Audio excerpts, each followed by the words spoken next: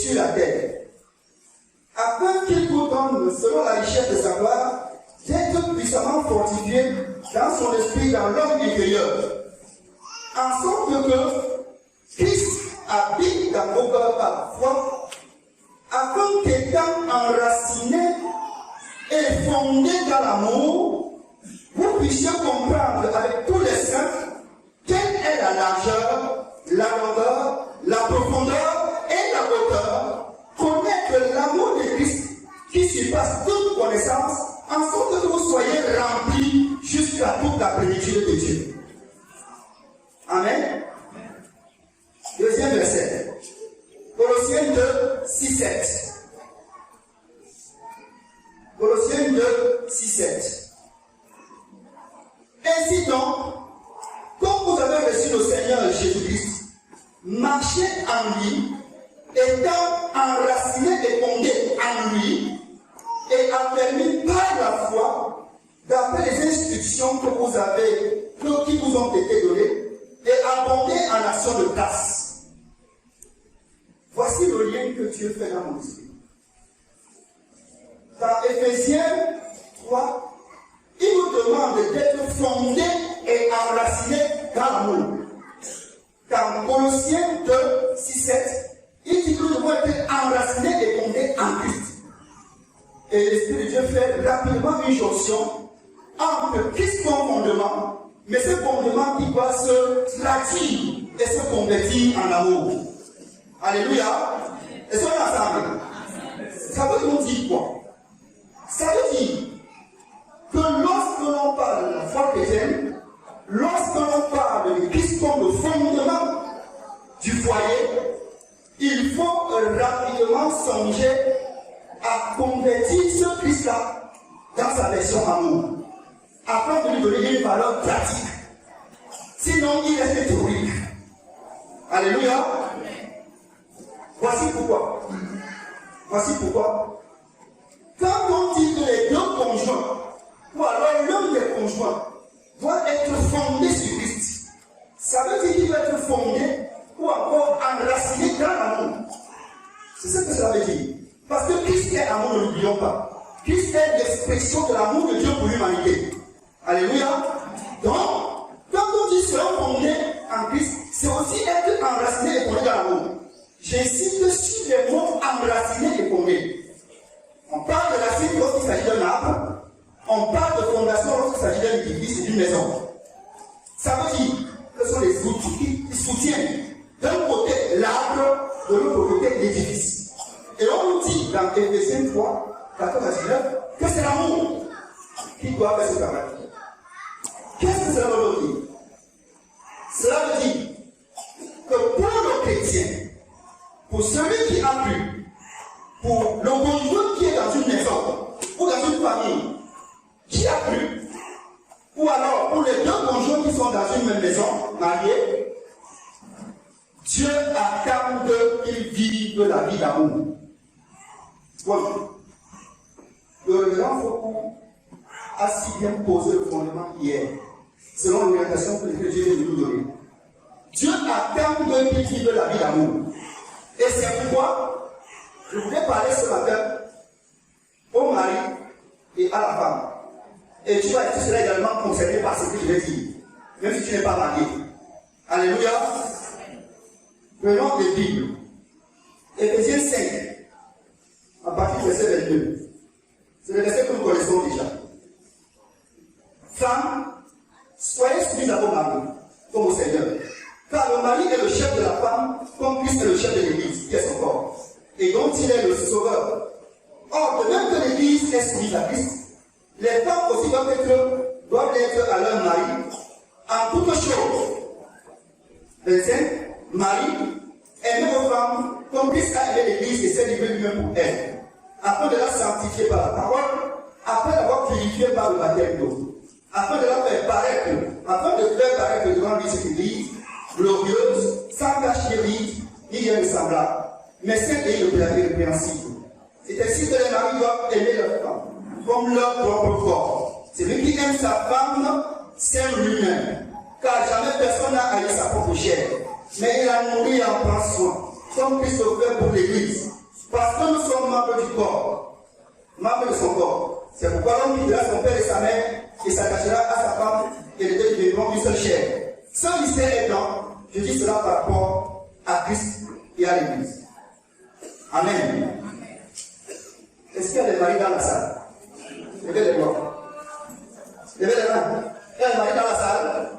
Ne vous cachez pas. Alléluia. Amen. À un moment donné, je m'habille, j'ai dit à Dieu que si je savais que c'était comme ça, il n'allait pas m'engager. Non, honnêtement, j'ai dit à Dieu, les enfants sont dans la salle, hein. Ils sont là. J'ai dit à Dieu que si je savais que c'était comme ça, il n'allait pas m'engager. Parce que c'est Dieu. Alléluia. C'est Dieu. Vous savez, j'ai trop lu la Bible et nous avons trop lu la Bible. Il y a quelques mois, pendant que je priais, le Seigneur me dit avant que le théâtre est terminé. Le théâtre est terminé. Je vous attends à la vie et à la pratique. Je suis fatigué de vos discours. Vous parlez trop.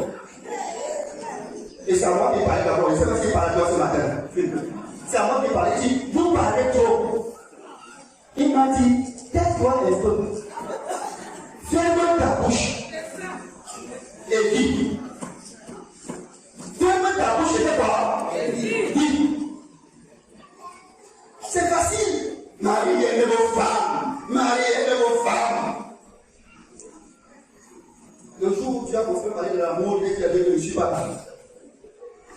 Parce que c'est compliqué, Seigneur.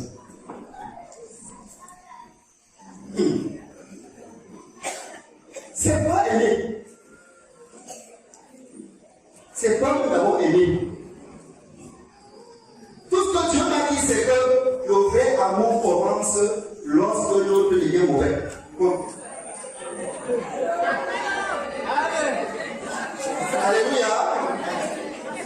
Il m'a dit, alors le vrai amour commence lorsque l'autre devient mauvais. Marie, quand ta femme devient mauvaise, c'est là où l'amour commence. Alléluia. Est-ce qu'on est ensemble? Alors, je ne dis pas ta part. Pas ta part.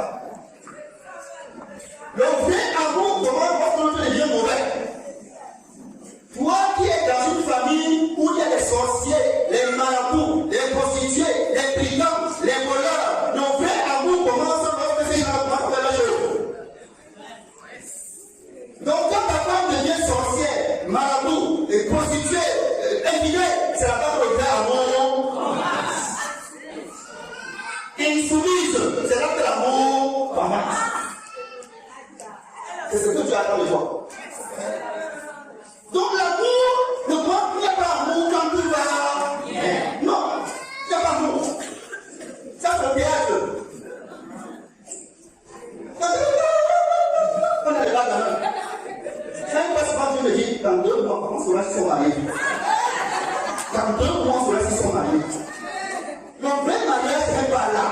Le vrai mariage va commencer lorsque vous allez vous asseoir, chacun sort des livres. C'est là que le vrai mariage commence. C'est là qu'on sait si le mari aime ou s'il n'aime pas. C'est là qu'on sait si c'est bon criticateur ou pas. C'est pas ici. C'est là-bas à la maison. Et les parents, les miens sont là. Ils savent comment j'étais, 1 million. Maintenant, je suis million, on a acheté des formes. Alléluia.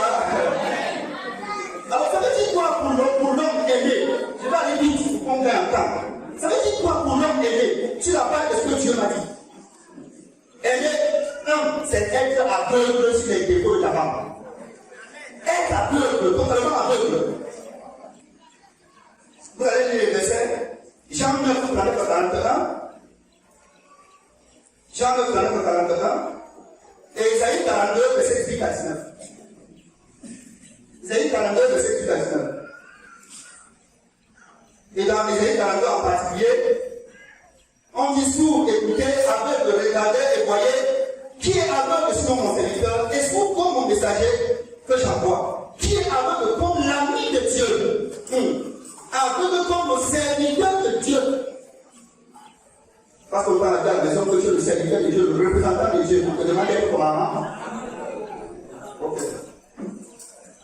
Donc, sois aveugle, toi le mari, je dis à toi, sois aveugle. Jésus dit dans Jean qu'il est venu sur terre pour un jugement. C'est que ceux qui voient deviennent aveugles et que ceux qui sont aveugles commencent à voir. Ça, c'est ce que vous connaissez très bien. Donc, soyons aveugles. Quand il commence les choses, Dieu dit que je ne vois pas. Je ne vois pas. Au nom de Jésus, je ne vois pas. Parce que la chair va t'expliquer. Est-ce que tu ne vois pas? Je ne vois pas. Je ne vois pas.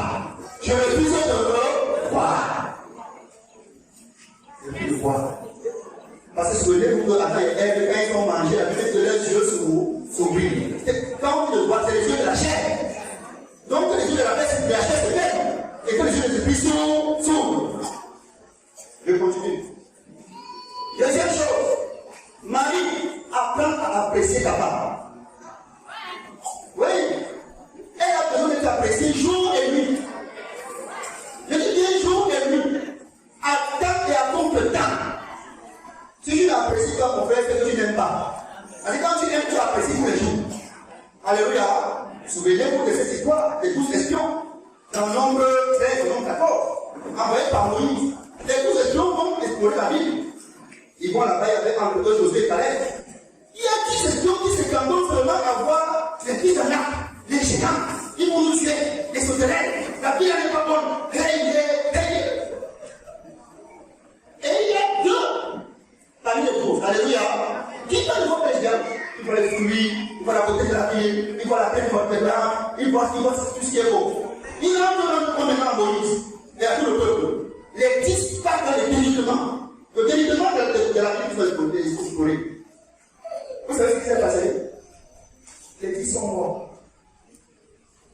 Et il n'y a que les deux autres qui ont vu toute la beauté de la vie qui sont entrés dans la vie. Qu'est-ce que cela veut dire? Si je passe mon temps à voir chez ma femme ce qui est beau, ce qui est glorieux, ce qui est excellent, ce qui est nickel, c'est ça qu'elle va me servir. La vie qu'ils ont vue, telle qu'ils ont vu, c'est ce que la vie leur a servi. Ils ont vu la mort, la vie leur a servi la mort. Mais les deux qui ont vu la beauté, la gloire, ont eu accès à cette gloire. Vous comprenez ça? Donc tu vas voir quelqu'un, il avait sa femme, il ne voit rien de chez elle. Elle ne va pas lui servir ce que lui voit. Amen. Quand elle se met en colère, quand elle ne peut pas la tuer sur le sel, tu te fâches. Non, c'est ce que tu vois. Elle ne veut te servir ça. Donc tout dépend de la perception que tu me donnes de ta femme. Oh, je me souviens ce jour-là, j'ai chanté la chanson de la vieille, il était 1h du matin. Quand Dieu m'a fait asseoir sur mon lit, il dit, regarde la femme. Tu vas voir, il dit, Seigneur, il dit, on ne pue pas pour mon lit de coquet. Il dit, on ne pue pas pour mon lit de coquet. Il dit, oui. C'est la seule qui peut faire à tes côtés ce qui est belle. C'est la seule pour tout le monde entier. Je regarde, je vois 6 milliards de femmes. C'est la seule. Là, Dieu m'a dit avec 14. J'ai changé la décision de ma femme. J'ai changé ma perception. Là. Et le matin, quand on se réveille, il dit, alléluia. Les yeux étaient différents. Je ne la voyais plus comme la même femme que je voyais. Méchant, mauvais, c'est dit que et plus je la voyais comme Dieu me la montrait, plus elle chantait. L'information était totale. Je ne dis pas qu'elle est parfaite maintenant, mais ces deux mondes différents. Non, l'ancienne, elle, celle d'aujourd'hui, non, c'est deux personnes différentes. Les enfants sont là, hein. Ils sont dans ça. Ils peuvent témoigner ce que je suis en train de dire. Alléluia. Donc apprenez à apprécier. Tu ne perds rien. Tu perds une quoi, là, tu vas t'acquitter. Il y a dit qu'elle est dans le temps. Non, tu perds quoi quand tu me dis ça.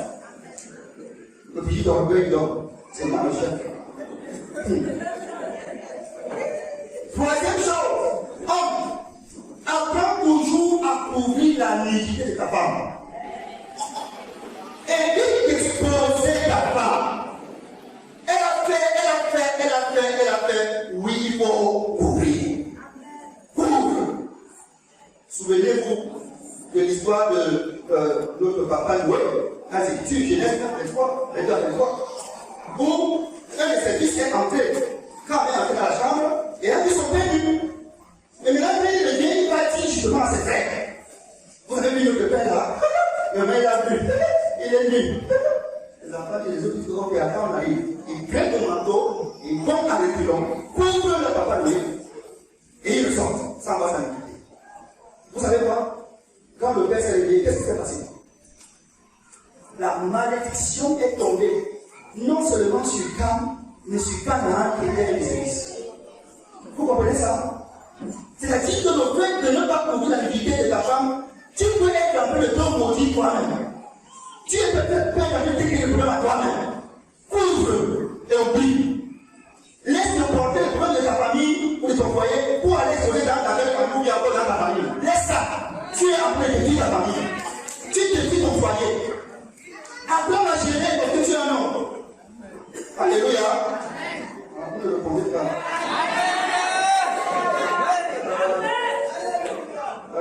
Seigneur, c'est compliqué. C'est trop compliqué. Il y a une autre chose que Dieu m'a dit. Je vous dis que je fais un peu la service. Le Seigneur m'a amené dans Genèse chapitre 2, verset 21 et 23. J'ai fini de parler de l'amour, j'ai fini, je ne peux pas plus loin. Parce que pourquoi parler hier du pardon et autres, je ne viens plus sur ça. Voilà. Genèse 2, 21 et 23. Nous allons parler de ce fameux os qui a été retiré de l'apôtre d'Adam. Dieu m'a parlé de ça. Genèse 2, 21 et 23. Alors l'Éternel Dieu fit tomber un profond sommeil sur l'homme, qui s'endormit. Il prit une de ses pommes et renferma la chair à sa place. L'Éternel Dieu forma une femme de la pomme qu'il avait prise de l'homme et l'amena vers l'homme. Et l'homme dit, voici cette fois, celle qui est autre que les autres, et chair de ma chair. On l'appelle la femme, parce qu'elle a été prise de l'homme. Ça fait pas quelques mois que le Seigneur m'a mis sur ce texte.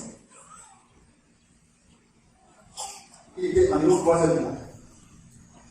Le verset est passé dans mon esprit. J'ai pas dit, j'ai ouvert. Et je lis bien. Il y avait un os sanglant. Alléluia. C'est bon de parler avec le Seigneur. Il y avait un os sanglant. J'ai enlevé l'os là pour fabriquer ta femme. Et à la place de l'os là, dit Dieu, j'ai mis quoi? Je vois la chair. Il dit, est-ce que tu comprends l'implication de ça? Il dit, non, Seigneur. Il dit, ça veut dire qu'il y a un endroit dans ta vie là qui est mou. Et c'est ta femme qui me dit le secret. Parce que c'est elle qui est l'os. J'ai appelé l'os là, je vais le donner. Il y a quelque chose de toi qui est que quand je vais t'humilier, c'est elle qui en reçoit l'inspiration. Hein? Vous avez compris ça? Je répète, on a enlevé l'os pour la faire. Et on a mis à la place de l'os quoi? La chair est dure ou bien elle est molle, non? Bien. Si elle est molle, ça veut dire que c'est ton côté faible. Dieu dit donc que ton côté faible là, j'ai donné le secret de ça à ta femme. Parce que c'est elle qui a reçu l'os qui était là-bas. Vous comprenez? Là, il me dit que la mission de ta femme, c'est de te briser. La mission de ta femme auprès de toi, c'est de te briser. Et il me dit, c'est-tu que tu échappes, non? Et je lui dis, Seigneur. Il dit que non, Seigneur, la Bible dit que non, c'est toi qui dis aussi comme ça que tu échappes. Le chef, c'est l'élévation, non? Il dit, Seigneur. Et pour être élevé, il faut être comment? Il dit, Seigneur, il faut être élevé. Donc, le rôle, la mission de la femme, c'est de t'humilier. Elle a le secret. Mais il me dit, même si elle est remplie de cet esprit, quand il faut jouer à ce rôle, viens. Elle finit le secret. Alléluia. Quand vous êtes encore vécu ça, en tant que serviteur de Dieu, vous ne comprenez pas. Parfois, je doutais même de la foi de ma femme. C'est comment c'est spirituel. C'est comment? C'est comment? Vous êtes comment? Tu dois le Seigneur ne comprend pas. Le Seigneur sa mission. T'humilier.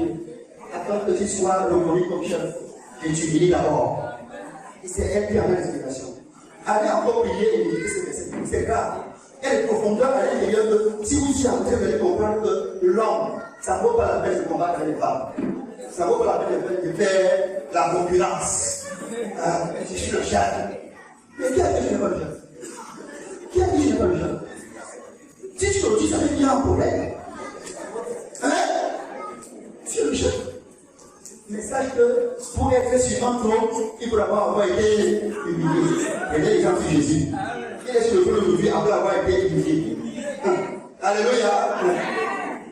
Troisième chose que l'homme doit savoir. Dans sa maison, il doit être véritablement un homme. Dans sa maison, il doit être véritablement un homme. Un homme. Le verset de Genèse 2:24 que nous avons souvent cité dit. C'est pourquoi l'homme quittera son père et sa mère et s'attachera à sa femme et ils deviendront une seule chair. On a vu que également c'est la deuxième. L'homme quittera son père et sa mère et s'attachera à sa femme. Et les deux, et ils deviendront une seule chair. Le Seigneur me dit alors, j'ai dit, l'homme quittera son père et sa mère et s'attachera à sa femme. Je n'ai pas dit le jeune garçon. Je n'ai pas dit le jeune homme. J'ai dit quoi? J'ai dit quoi? J'ai dit quoi? On n'a pas dit Mathieu, on a dit l'homme. Ah, il y a Mathieu dans mon verset. L'homme quittera son père et sa mère et s'attachera à sa femme et ils deviendront une seule chair. Autrement dit, la famille est le laboratoire de préparation du jeune garçon qui est homme afin qu'il laisse se marier. Hein? C'est dans la famille qu'on prépare l'homme, qu'on prépare le garçon pour qu'il devienne homme. Hein? Je le répète, c'est dans la famille qu'on se prépare le jeune garçon qui devient homme dans la famille afin qu'il soit prêt pour le mariage. Le Seigneur dit dans sa tu sais d'où viennent les conflits dans les mariages? Il dit non, Seigneur. Il dit le jeune garçon est sorti de lui, chez lui et il a été la jeune fille. Le garçon n'est pas encore homme, la jeune fille n'est pas encore femme. Ils sont maintenant ensemble. Voilà deux jours dans une maison. Il n'y a pas l'homme, il n'y a pas la femme. Hein? Peu importe leur âge, dans 50 ans, 40 ans, 50 ans, ils sont des femmes. Parce qu'ils ne sont pas sortis de leur famille étant homme et femme. Vous comprenez ça? Ah, c'est grave. Avis à nous comme les enfants. Préparons-les dans les familles. Préparons-les à devenir hommes et femmes dans les familles, dans les maisons. Écoutez-moi bien frère. Ça c'est quelque chose qui a fait échouer beaucoup de mariages. Écoutez-moi. C'est donc quand ils arrivent, étant donc jeune homme et jeune femme, n'étant pas homme, ils n'arrivent pas à assumer. La moindre erreur, la vie dit, je m'en vais chez ma mère. C'est pas ça, parce qu'elle va encore t'aider. Voilà. Elle va encore chercher pendant tête de le père. Elle est partie de là sans le père, de cette femme. Quand c'est dur, le garçon aussi dit, quand tu pars chez ta mère, moi aussi je pars chez mon père. Voilà le logique des divorces. Ils ne sont non pas hommes, ils ne sont pas femmes. Et voilà ce qui se passe donc.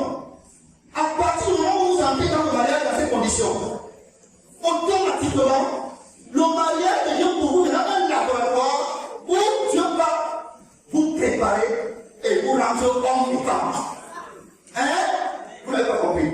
Je dis, quand vous quittez votre garçon et fille, arrivez au mariage, le mariage devient à ce moment-là un laboratoire qui vous prépare à devenir homme et femme. Tous les épreuves, dont parlait le pasteur beaucoup hier. Tous les épreuves, parce que c'est pour que vous mûrissiez, pour que vous deveniez des gens matures, comme disait la maman tout à l'heure. Parce que, étant jeune garçon, jeune fille, des choses qu'on ne peut pas gérer. Alors les épreuves arrivent maintenant pour dire que revenez sur terre.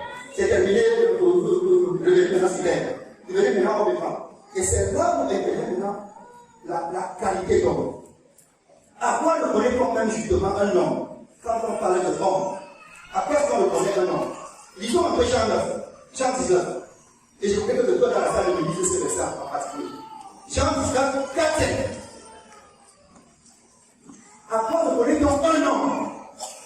je suis marié, je suis marié.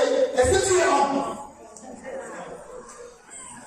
Jean 19, 4-5. Quelqu'un pour le lire, s'il vous plaît. Jean 19, 4-5. Parce que je veux qu'on comprenne ça bien. À votre intelligible quoi? Jean chapitre 19, verset 4 et verset 5. Il est écrit: Pilate sortit de nouveau et dit aux Juifs: Voici, je vous l'amène dehors, afin que vous sachiez que je ne trouve en lui aucun crime. Jésus sortit donc, au verset 5, portant la couronne d'épines et le manteau de pourpre, et il leur dit: Voici l'homme. Yes. Voici l'homme. Jésus sort, portant sa couronne d'épines, portant son manteau de pourpre, et il est inspiré par l'Esprit de Dieu. Pour la circonstance, il dit: Voici l'homme. Voici l'homme. Il y a une couronne d'épines sur la tête. Voici l'homme. Il a un manteau de pourpre. Voici l'homme. L'homme, donc, c'est qui? C'est quelqu'un qui accepte et supporte dans le silence. Dis-moi silence. Ils ne sont pas dans la salle. Dis-moi silence. Il accepte dans le silence. Sans murmurer. Sans se mettre en colère. Sans accuser. Sans en vouloir à Dieu. Il accepte de porter sa couronne d'épines dans le silence. Il y a des hommes dans la salle. Il accepte de porter sa couronne d'épines dans sa maison, dans le silence. Il n'abuse pas Dieu. Il ne murmure pas. Il ne dit pas: Pourquoi moi, Seigneur? Ouais, Seigneur, ça fait c'est trop dur. Si je savais comme moi t'avais dit, tu allais me laisser la main là. Oh Seigneur, qu'est-ce que j'ai fait? Oh, quel papa. Non. Il ne dit pas ça. Il accepte de porter. Autrement dit, il a la capacité à supporter. L'homme supporte. Il supporte. Il ne pleure pas comme un enfant. Il t'échille, il pousse à la maison. Chacun a besoin de lui. Il y a la maison, vous allez tuer ici. Qu'est-ce qui se passe? Non, il supporte dans le silence. Première chose. Bon, le Seigneur. Deux, il n'esquive pas les épreuves dans sa maison. Il n'esquive pas les épreuves. Il n'esquive pas les situations. Il ne dit pas: Non, toi, c'est toi, c'est vous. Non, il ne dit pas ça. Même si c'est sa femme qui l'a fait, il prend ça sur lui. Parce que c'est une affaire de responsabilité. Il dit à sa femme: Laisse, chérie, je m'en occupe. Comme mettre ça dans le compte. C'est ça, l'homme. Il protège sa femme. Et on dit: Oui, donc ça va commencer. Voilà maintenant les conséquences. Voilà les conséquences. Non. Non. Il prend sur lui parce qu'il est le chef. Il est le patron. Il subit tout. Il accepte ça. Sans accuser sa femme, sans broncher, sans murmurer, sans se plaindre, sans accuser Dieu. Voilà l'homme. Voilà l'homme. Pas de concurrence de sa femme. C'est moi ici, c'est pas toi. Non, c'est moi. Non, non. Pas de concurrence. Il vit sa royauté d'homme. Vous savez, pour quel moment où je reste comme ça, je demande à Dieu: Seigneur, pourquoi est-ce que Seigneur, il y a des choses que toi tu me permets? Je sais me dire un jour: alors, est-ce que tu sais pourquoi les hommes ont eu la pilosité sur leur poitrine? Est-ce que tu sais pourquoi les hommes ont la pilosité sur leur poitrine? Il dit: Non, Seigneur. Il dit: Regarde les hommes de la justice. Regarde les hommes de la justice. Ils ont tout appelé ça quoi? Ce qui est blanc, on appelle ça quoi? Ils ne connaissent pas ça. Le rabat. Ils ont le rabat. C'est ça, c'est l'image du rabat qu'ils portent sur leur poitrine. Ils jouent donc le rôle de juge dans leur maison. C'est eux qui tranchent. C'est eux qui analysent. Et c'est eux qui donnent des directives. C'est eux qui opèrent. C'est ça le rôle de l'homme dans la famille. C'est pas que le monde est là, il a appris de pleurer, alors que c'est lui qui fait garder au calme pour orienter et diriger. Alléluia. Est-ce qu'elles sont dans la salle? Que le Seigneur nous bénisse. On va arrêter là pour l'homme. On va passer un peu à la femme. Je ne serai pas l'homme qui concerne la femme. Première chose, la femme, c'est la soumission. La femme, c'est la soumission. On a vu ça tout à l'heure dans Éphésiens 5. Ce qu'il faut savoir dans la soumission, parce qu'il y a des implications. Pour faire vite. Première implication, quand on parle de soumission, il y a là-dedans l'esprit de service. Tu es au service de. Esprit de service, première chose. Dans la soumission, première chose, esprit de service. Proverbe 14 dit que la femme sage bâtit sa maison, et la femme est censée la renverser de ses propres mains. C'est l'esprit de service. Tu es au service de ton mari, tes enfants qui sont dans ta maison. Première chose. Deuxième chose, l'esprit, la soumission implique aussi. La soumission implique aussi que tu es entre guillemets, écoutez le mot, que tu es entre guillemets esclave des autres. C'est fort, mais c'est la réalité. Je dis bien entre guillemets. Tu es aussi esclave des autres. Vous savez, c'est difficile à accepter, mais c'est ça la réalité. Connaissez-vous la signification de la qu'on a au doigt? C'est souvent le signe de l'alliance. Je suis lié à toi, tu es lié à moi. C'est ça, non? Mais Dieu m'a dit, pour l'homme, c'est le signe qu'il est un sacrifié. Il ne veut plus pour lui. Et pour la femme, c'est le signe qu'elle est esclave. Donc c'est pas de crier Maria, c'est une responsabilité. C'est pas un jeu. Vous allez pour justement être au service de, être esclave de, pas dans le sens négatif du terme. C'est pour ça que j'ai mis ça entre guillemets. Très important. Et sachez que dans la soumission, il y a une autre chose. C'est que vous considérez que votre mari est au-dessus de vous. Votre mari est au-dessus de vous. La Bible dit que nous devons nous considérer comme étant au-dessus des uns des autres. Donc vous n'avez pas cette pensée-là. Si vous allez au mariage, vous avez une famille comme tel que vous allez faire comme vous voulez, non, vous allez passer à côté de votre mariage. Et sachez que dans une famille où vous êtes chrétien, où le mari n'a pas plu, vous devez continuer à le servir comme si il était chrétien. C'est eux qui ont tenu compte de. Quand soumettez-vous à vos maris, pourquoi vous soumettez vos maris chrétiens? Soumettez-vous à vos maris. Qu'il soit sorcier, qu'il soit soulard, qu'il soit infidèle, qu'il soit corrompu, qu'il soit pointeur, qu'il soit voleur, soumettez-vous à ton mari. C'est ça l'expression. Il commence à réfléchir, non, comme il n'est même pas encore les yeux de non, tu ne te soumets pas à lui à cause de lui. Tu te soumets à lui à cause de qui? Bon. Et enfin, lorsqu'on se soumet, on n'attend pas un salaire. Les femmes travaillent dans une maison comme si elles attendaient le salaire. Non. Même la reconnaissance, il ne faut même pas s'attendre à ça. Parce que c'est là où il y a les exceptions. J'ai même préparé, j'ai dit quand je ne m'ai même pas apprécié. Non, laisse-le. Prépare, fais ce que tu as fait parce que tu le veux. Mais pas parce que tu attends un salaire. Tu attends un salaire jusque-là, tu brises et déçu. Alléluia.